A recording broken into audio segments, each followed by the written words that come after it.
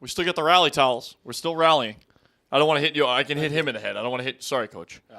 Sorry, Coach. Oh, yeah. There we go. He just mean mugged me on Condors Unleashed. I've been listening to Utah's music for 48 hours in my office, so. Yeah. What are we going to do to rectify that situation? Well, we're just going to stay calm. I've got some ideas. Wow. He said he was going to send me up in the vent and have me sit on top of the vent for the rest of the day. It's going to be an off-season project for the rink manager. It's been discussed this morning. No, we're already on it. Well, the one good thing about the music blaring so much with Utah is there's not much talk going on in the room, because if it's going that loud, you can't hear yourself in there. No, and the best part about it is when you win, there's no music blaring out of that locker room. No. I've never seen a team play music during the intermission. It's the first I've seen and heard. Oh, they do. But, hey, whatever makes your team successful. Hey, whatever. Yep. Well, the Condors were successful last night, Coach. Yep. We might as well talk about Game 3 because I know you don't like to talk about the past, so let's get it out of the way. The Condors, I thought overall, you look at it, you have to be happy with this performance and the will to win there in the third period. And the Condors really made that nice, strong push in that third coming out. Yeah, and we've talked about momentum swings throughout the hockey game. I think, and that's what it's all about in playoff hockey. We were really good in the first, had our moments where they came at us hard in the second, and the third, early, we were on our heels a little bit, and then I thought Miller's line had a great shift with about 10 and change left, and everybody else kind of followed suit. And even though that third goal was a little bit of a lucky break, I thought we kind of deserved the goal based on some of the chances we had generated there the 3 or 4 minutes previous to that. So it's a hockey game. Did you ever find out how that thing went in? Well, on video, it just looks like he came out to stuff, and it somehow trickled in right underneath Dell's kind of between his body and underneath his arm, and that's kind of what it looked like on video. And it was a lucky break, but you know what? It was set play on our control breakout. Real good job on Canucks along the wall. Great forecheck by Collins and Miller. Martin, number 9, turns it over, and when you turn pucks over, things happen. Utah certainly had their opportunities in this hockey game. There were a few breakdowns here and there. The McQueen goal, 3 guys went to Soroa along the boards, and he's just left all alone. I mean, so obviously there is room for improvement here to kind of tighten up a little bit, but it felt like more wide open than any of the previous games so far in the series. Yeah, I thought the puck management on both sides weren't as good as the first 2 games, and especially from our perspective. I don't know if it's when you get home in front of your own fans, you're trying to create more. I mean, I think coaches talk about that all the time, but I thought that we didn't have near as many turnovers in the first 2 games in Utah than we did at home last night. So, that's an area that we need to get better at. The turnover on the third goal, LB probably would want that one back, but it was turnover through the neutral zone, and then even there McQueen's right goal. There. It's a turnover, and that's a stoppable puck and a perimeter shot. And if that didn't go in, then that's not considered a grade A, in my opinion, in terms of the territory. And here's the tying goal. It just squeaks in there.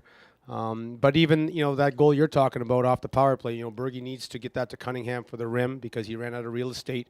But at the same time, it was just a straight one-on-one. Cunningham and Miller just need to protect the middle of the ice, and nothing goes on there. So that's just, we talked about that this morning as well. We just got to be better there. What was the mood in the dressing room after regulation going into overtime? I mean, we're sitting up in the press box, and I felt a little nervous up there in the press box. Was it a loose atmosphere, or were the guys, maybe a little tense heading into the first playoff overtime for most of them of their careers? There was some chatter going on, but for the most part, it was pretty quiet. We always go in at the 8-minute mark just to kind of discuss what we've seen from the bench and maybe an adjustment or two. And it's amazing how each team, and I'm sure Utah's the same, you go into that overtime feeling that you're going to be the team that scores, and you just got to believe that and hope that the chances that you do get, one of them goes in. And, Canucks hits that post off the draw.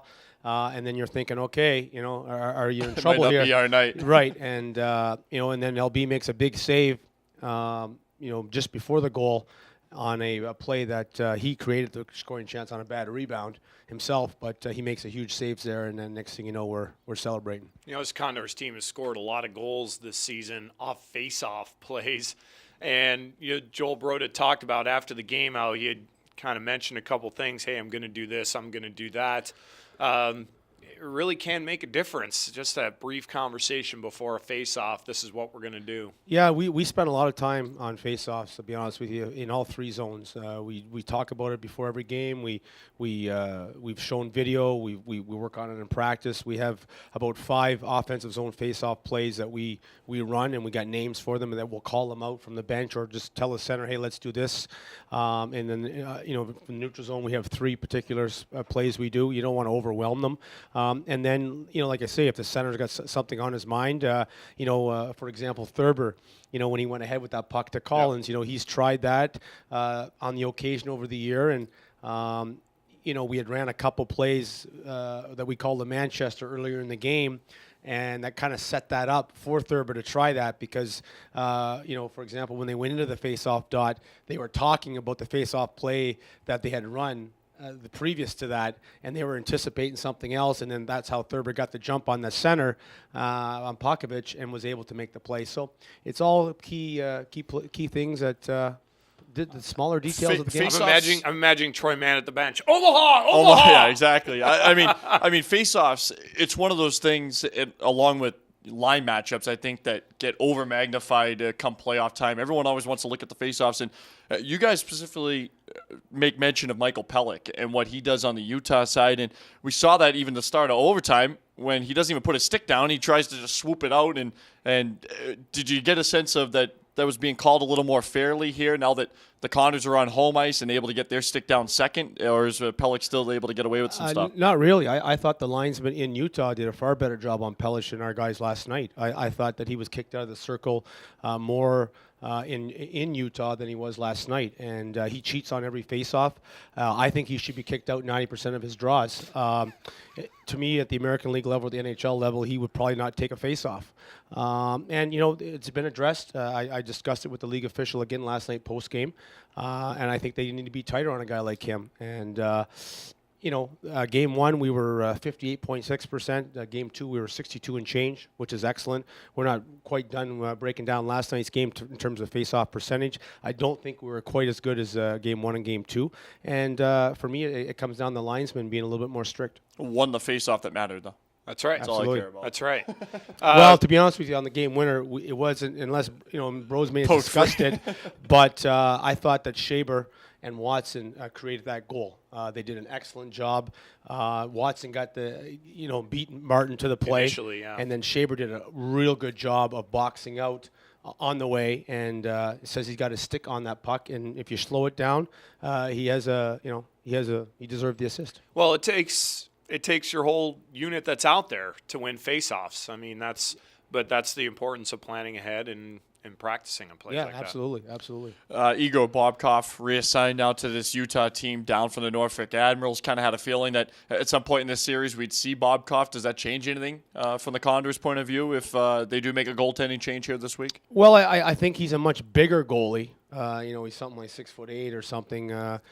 So we preach to get in front of the goalie and creating traffic and all that stuff. And I still think we can do a better job. And we're going to show some things tomorrow morning about we're there but we're not there kind of thing during not the whole 60-some minutes, but there are some times where we can, and we're going to have to do that if he's the starter tomorrow because he is a big guy and he's going to be able to find those pucks probably maybe a little bit more than Dell. And not to say that he's going to start, but their save percentage and their numbers are almost identical. And coming off a loss, we suspect he will be the starter tomorrow. I think no matter who the goalie is, the Condors game is the key. I mean, you're still, that's just because Bobkov's in there, it's not going to make you change your forecheck. It's not going to change the way you play on faceoffs.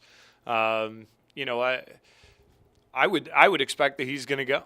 Yeah, I don't disagree with that, and I think that from our perspective, going into the third period, I said to our assistant coaches, I said, if you would have told me that it was going to take 4 goals to win a hockey game in this series, I would have said you were crazy, and there were 7 last night, and it was still a 1-goal game, and But at the end of the day, when you were done breaking down the game, there wasn't a lot of scoring chances on either side. Again, there just was more goals last night. When you look at and obviously everyone wants to take a look at the power play and the struggles here in the opening 3 games. I mean, you go the course of the season and every team goes 3 games without scoring a power play goal, but especially in the playoffs, another thing that gets magnified. But I thought last night the Condors did, I don't know if you could put a percentage on it, but a significantly better job getting shots in, and like you mentioned, through traffic, getting bodies to the front of the net, and there were rebounds there to be had. Yeah, we changed up the personnel of the units a little bit in practice the other day, and we worked on it, and then we showed a ton of video yesterday in terms of just maybe simplifying and some things we need to do. I thought our first power play was really good. I thought there was parts of, I think the third power play just after the 4-on-4, especially with Miller's unit, they had some good looks. Broda's unit went out for the second power play. There just wasn't enough shots. There was too much east-west passing, and this just doesn't work. So the power play. I guess the good news right now is we're up 2-1 in the series, and our power play hasn't scored a goal yet. I really do believe that if our power play had clicked in Utah, we'd be up 3-0 right now. Yes. But it's part of the game, and that's not the case right now. But it sure will be nice to hopefully get a key power play goal here over the next couple games to get us some wins. Yeah, the personnel has been all jumbled up on the power play. Obviously, the loss of Thurber is big in that regards. But I felt like on that first power play, we saw Joel Broda at the point or playing at a higher position, but we didn't really see that on the other power plays on the evening. Yeah, it's 2 different looks. Nacksted's unit is just a little bit different, and then with Miller and Collins, that unit had a little bit of success before Broda came down. So we went back to that look. We were just trying to create 2 equal power plays going in the playoffs with Miller in the lineup and Broda.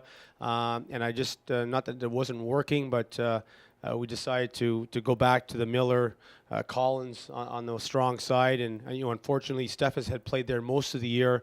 But with a lack of right shots right now, that kind of forces Steffes to go play in Thurber's spot. And, I think we all know that I think our power play was around 4% when Matt Thurber joined the team.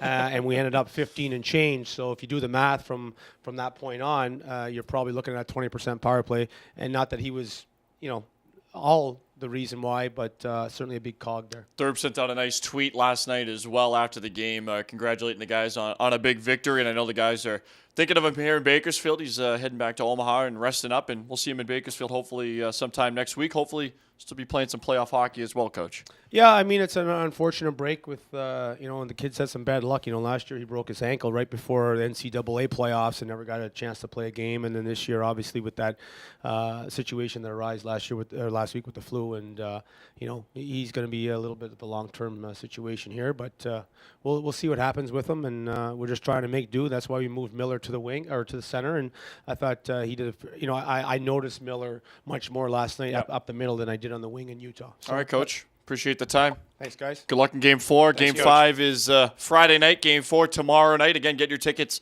Ticketmaster.com, or call the Condors front office, 324-7825. Louis Amestoy was a busy man last night. We had highlights as the game was ongoing. We'll show some of those highlights with him next. Adrian Denny will join us and make some picks after that. It's Condors Unleashed live from